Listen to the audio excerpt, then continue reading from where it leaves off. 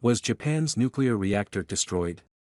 77 people died, 33,000 people lost their homes after the earthquake. The 7.6 magnitude earthquake that struck Japan's Ishikawa Prefecture and surrounding areas has so far left at least 77 people dead and 35 missing, and left at least 33,000 people homeless.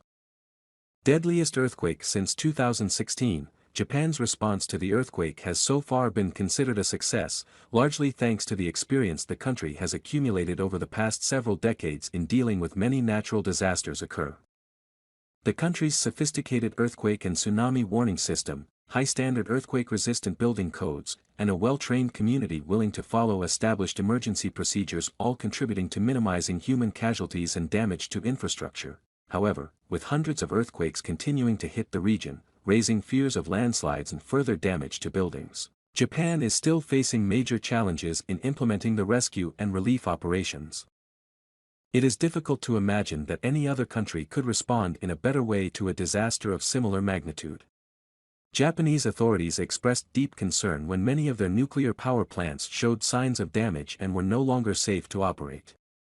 After all, memories are still fresh of the devastation caused by the 8.9 magnitude earthquake and resulting tsunami 13 years ago, which struck Japan's northeastern coast and damaged cooling systems of 3 of the reactors at the Fukushima Daiichi nuclear power plant, causing a triple meltdown, spewing radioactive fallout over vast areas of land around it.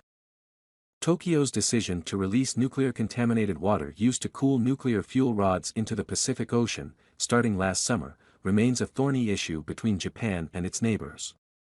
It's still a blessing that this time all of Japan's nuclear power plants were not completely destroyed like the earthquake in memory. However, one plant in Ishikawa reportedly saw its power system partially shut down after the quake, while water from spent fuel tanks at another nuclear power plant in Niigata Prefecture overflowed due to the earthquake. Japan depends heavily on nuclear energy. 12 nuclear power plants have been officially restarted since 2011, while another 5 have been allowed to restart. Another 10 reactors are also being examined for possible restart. It is imperative that Japan redoubles regulatory and oversight efforts to ensure the safety of nuclear power plants for the benefit of itself and the rest of the world.